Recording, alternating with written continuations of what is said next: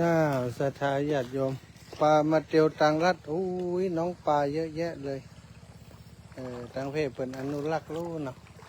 อนุรักษ์ป่าไว้แม่น้ำอย่างบ่ฮู้ตำบลดูพงแม่น้ำอย่างบ่ฮู้หลังจากจัดรายการแล้วได้เดินลัดเพื่อจะตัดไปยังบ้านวัดโป่งคำโยมเป็นบอกว่าเดินลัดทั้งเพศใกล้กว่าอาจารย์ถ้าไปทางหลวงก็จะประมาณ3 กิโลไปทางลัดนี่ก็จะประมาณกิโลกึ่งน่าจะแม่นแล้วพอหนทางมีคนเตียวเยอะอยู่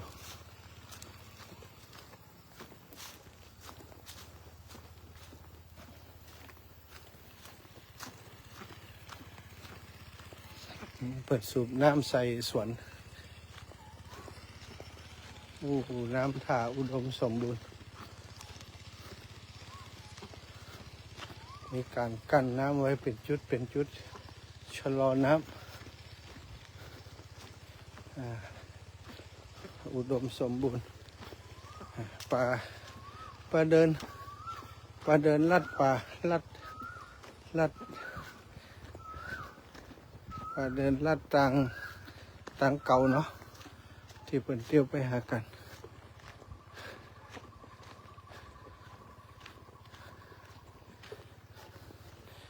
ปลาสะทามาตัว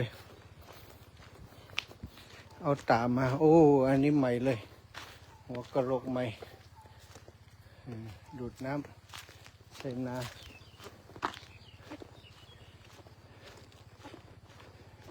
ส่วนใหญ่ก็จะเป็นข้าวโพดแล้วก็พักทั่วไปหลวงพ่อท่านพระครู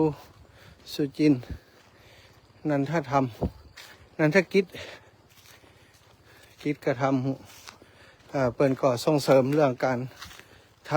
ำเศรษฐกิจพอเพียงเนาะปลูกพักปลูกนี่ขายเปิ่นก่อรับซื้อตัวน้ำใสนี้ก่อนเลาะวัดโป่งคำ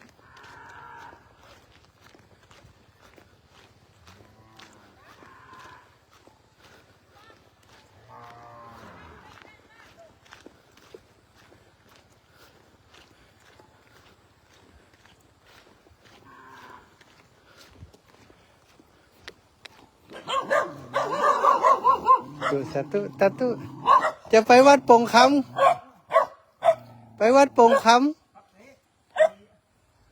เดี๋ยวอาจารย์เลี้ยวขวานี่เลยจะได้อ๋อนั่นนี่แหละครับเลี้ยวขวาอันนี้จะเป็นพระเฮียวของพระเจ้าหรือเปล่าพระเจ้าของวัดโป่งคำกะพระเจ้าบ้านโป่งคำแหละอ๋ออาจารย์จะพักพระเจ้าได้จะโทรหาท่านพระครูอ๋อดีละขอบคุณมากไฟหน้ามีก็จ้ะพระเจ้า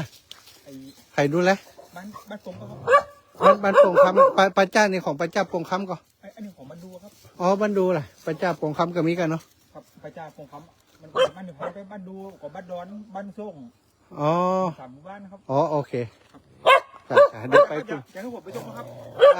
จะเดินไปถึงยุกะถึงครับเดินไปเอาเนาะจะได้แอลสวนเปิดอาจารย์ลูกลำปางมาครับอันนี้เป็นอนุรักษ์อะไรป่าอะไรครับเลี้ยงครับโอ้ป่าเป็นอนุรักษ์เลี้ยงไว้ตัวอันนี้ป่าเขาเลี้ยงเนาะโอ้ป่านิน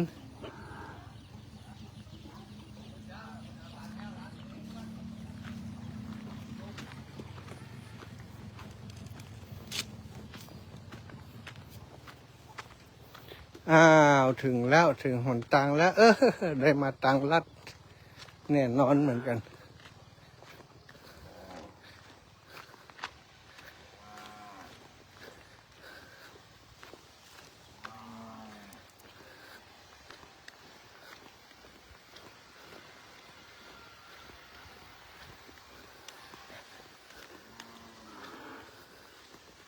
โอ้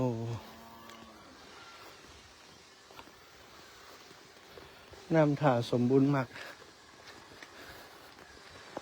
จะดูแลกันหลวงพ่อ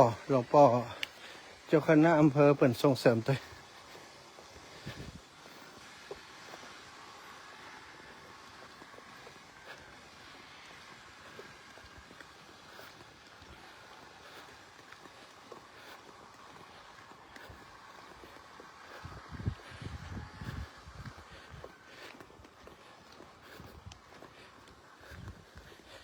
โยมจะมาส่งบอกว่ามาต้องส่งก็ได้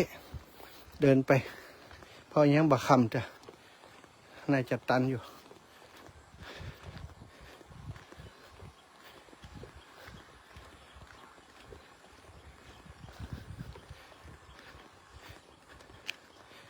ตั้งนี้ก็เป็นประจ้าบ้านเปิ่นวะ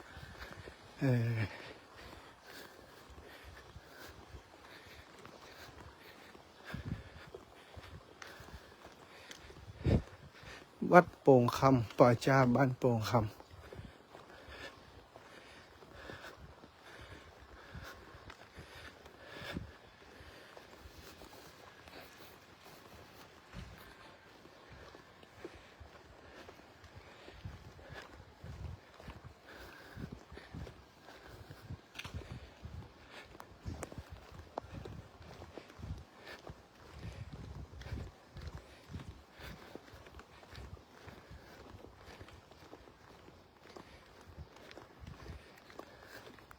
เดินลัดไล่ไปนะ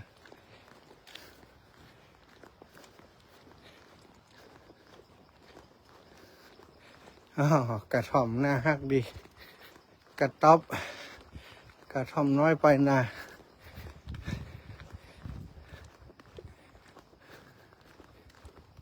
โอ้ไปเหี่ยวอยู่ไหนเป็นเขาถ่าดีนะ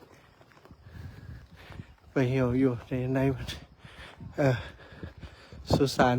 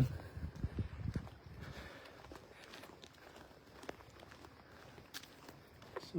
แต่วันนี้ยังไม่นอนที่นี่มีสิทธิ์เรียกจะไป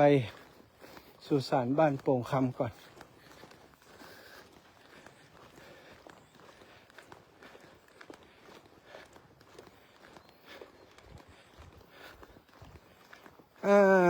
ละสถาญาติโยมเนาะก็พอสมควรว่าได้เดินทางลัดมาเอาล่ะพักเครื่องก่อน